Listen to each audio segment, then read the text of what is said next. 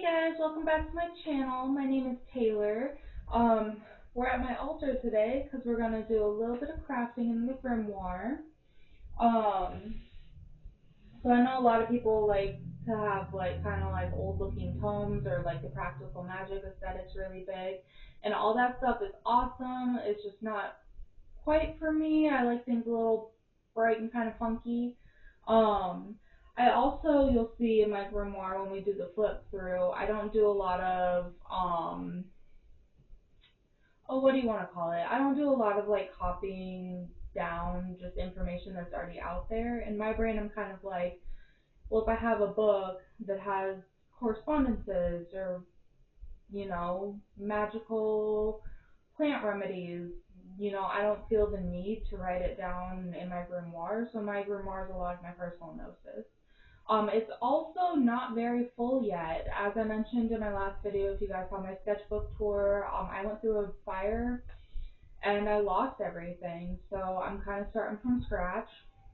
So this guy is my grimoire. I picked him up from the Renaissance Fair a couple years ago. Not a couple years ago, maybe like last year. But it's handmade, and I think that's cool. So we'll get on into it. I'll show you guys kind of the first few pages I have, and then we'll build a page together. So yeah, stay tuned. So yeah, here is a close-up of her. She is gorgeous. I love this like fabric that's on it. It's like crinkly and shiny and just really cool feeling. And then this is like some kind of like epoxy or clay or something. With the little dragon eyes. She's really cool. So we'll open it up here. And the first page is my dedication page. I work with Scotty from Norse mythology. So the book is dedicated to her. And yeah, just a little imagery for that. Then we have my page. This page is made out of crayons and glitter glue and tape and a little bit of Copics, but mostly just child friendly materials. So you can kind of see, like, I love crayons. I think crayons are one of the best art tools. I just sometimes like I can draw a tree better than that, but why? Sometimes it's fun to just draw kind of bad. And this little bunny flips open and it has some of my ideas on what I call tree rain. And yeah, just a fun. I had a blast making this page. It's very meditative. It almost gives like coloring book vibes if you guys are into the adult coloring books. And then this next page is probably going to blow out my camera. Oh, yeah. I don't know if you can read that or not, but it says apple pie for abundance. And has just some little, again, crayon and a little bit of chalk, flowers on it. These are just some hearts that I cut out of like a letter or something.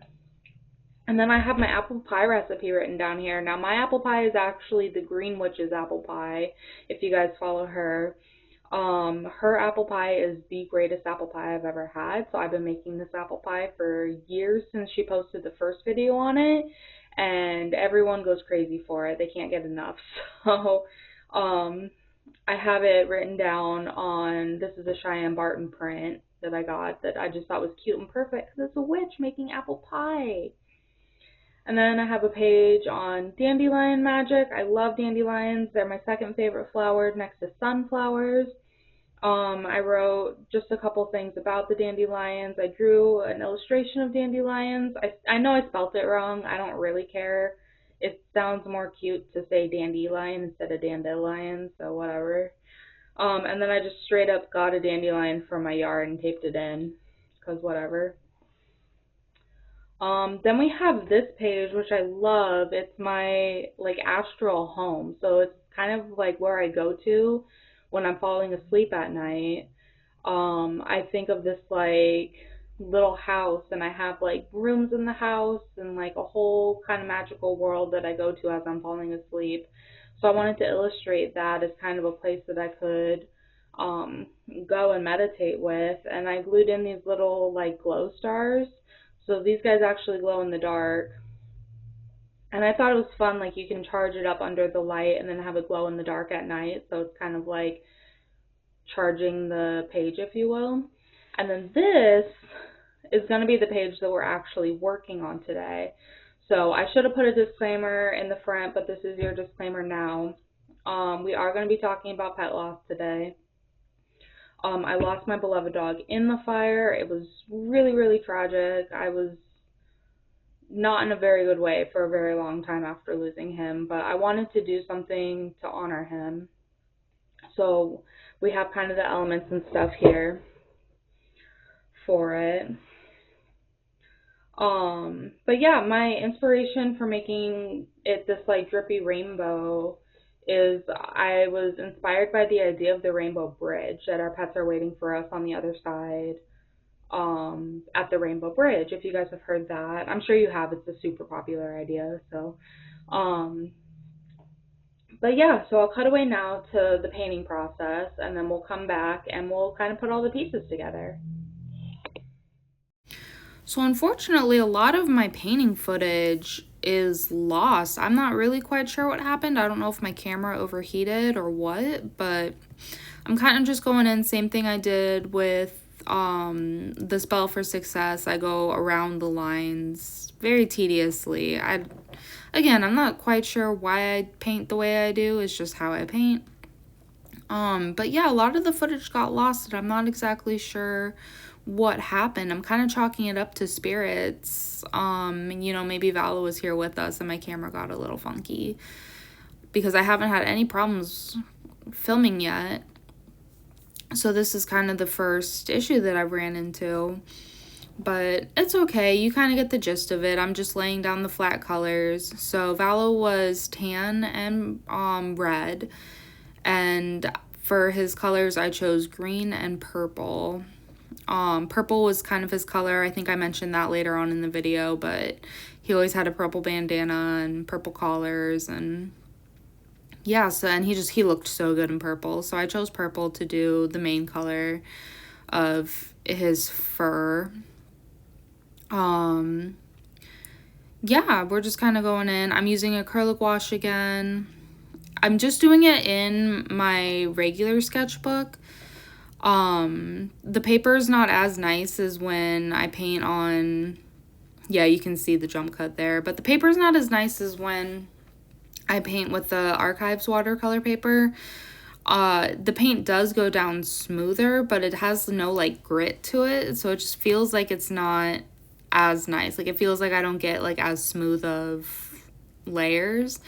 That being said, I'm still happy with how this illustration turned out. I think it captures the essence that was Valo. You know, he was just a goofy guy. We're all just goofy guys. You can see there I lost more footage. So this is kind of the last little bit. I love this gold. I use this gold so much. I'm not really, it's just, I have one pan of it. I'm not really sure where it came from, what brand it is, but it's amazing. I get it really, really wet and like mix it really, really well, and it can go over like anything. So I'm not even exactly sure like what kind of medium it is. It acts like watercolor, but I'm not 100% sure. But I put it on everything and it's just so cool. I like the little hearts I did in his name.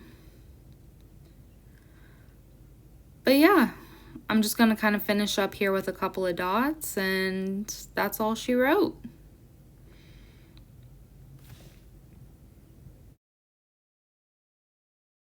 All right, so I have my finished Valo painting. He's still handsome, even in cartoon world. He's still just a handsome boy.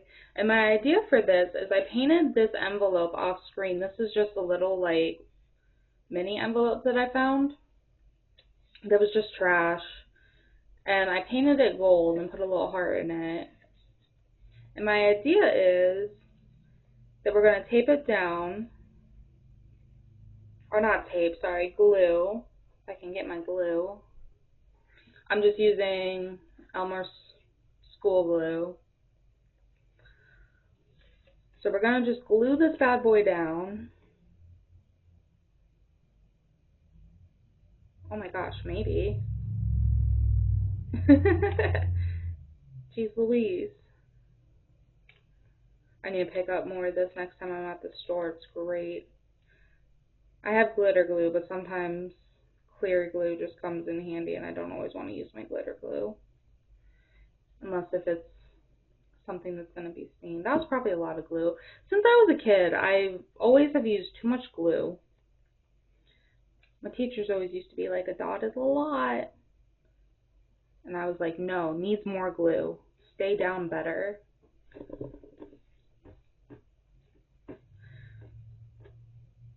So yeah, we're going to let this dry for just a second. And then we're going to take Valo. Where are my crayons? Sorry about that. I had to go find my crayons. So these are just Crayola crayons. They're great. And my idea is that our portrait of Valo is going to flip up to reveal the envelope that we just glued down underneath. So I want to write something on the back of this, just in my crayons. Let's see. Valo's color was purple, so we're going to pick a nice purple here.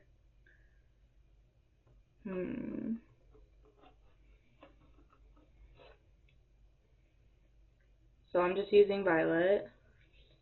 I'm going to write love you more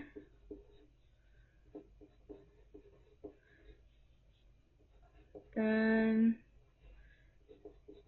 anything.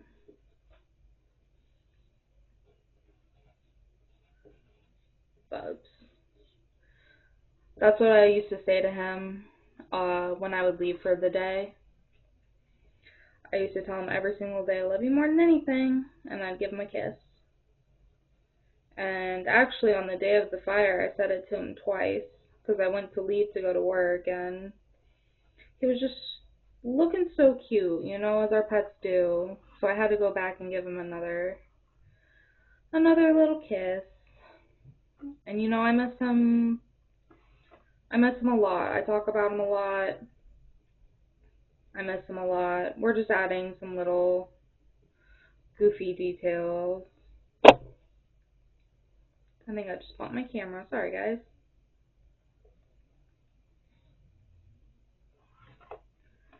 Maybe some blue. Little stars.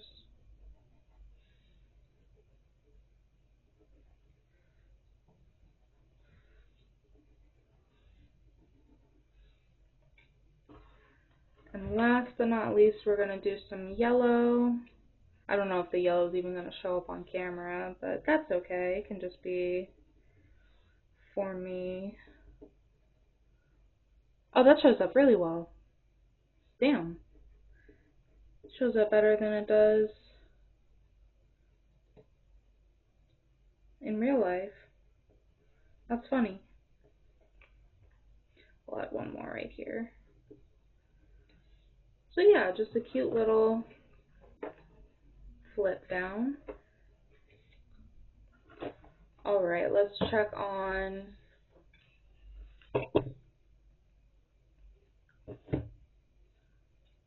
yeah, this is pretty good, and there's no glue leaking out of it. So what I'm going to put in this envelope, and again, trigger warning if you're going through pet loss, I have some remains here, and that can be, for me, that's really triggering. I don't know if it is for some of you guys, but I have his little paw print here. So cute. So I wanted to tuck that in. And then I also have, when you lose a pet, they give you some of their hair. So I have some of his fur that I'm also going to tuck in this little pocket. I wanted to make a safe, special place for it because it's been sitting at his urn. His urn sits on my altar. So it's not that it hasn't been in not a special place, but I wanted it to be in a place that felt more special, that I would access it more often. And I feel like in this magical book, I'm going to see it a lot more often, access it a lot more often than, um, it just sitting inside of his urn. Now we're just going to take some good old fashioned Scotch tape, and we're actually just going to tape down our illustration.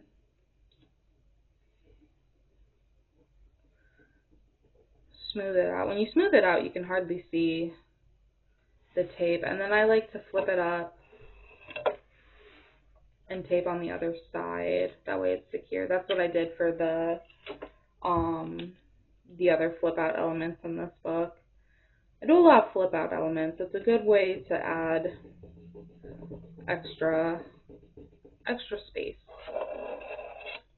So yeah, you can tell I don't do a whole lot of writing in my book. It is a lot of illustration, very illustration heavy, but that's how my brain works. That's how I think. Um, so yeah, I mean, I do some writing obviously, but yeah, my brain works mostly in pictures, so why not have a grimoire with pictures in it?